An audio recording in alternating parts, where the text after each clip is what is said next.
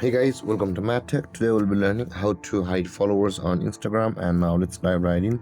Now, in order to hide followers in Instagram, first you'll be required to open up your Instagram app.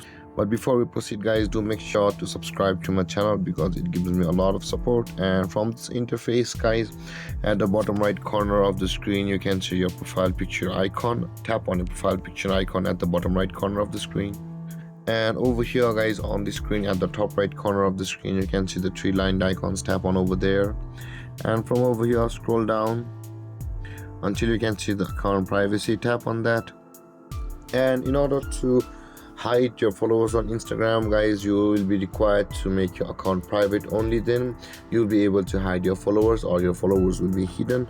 So in order to do that, guys, at the top right corner of the screen you can see the toggle icon. Tap on it, and then your account will be private, which will ensure that your followers will be hidden on Instagram.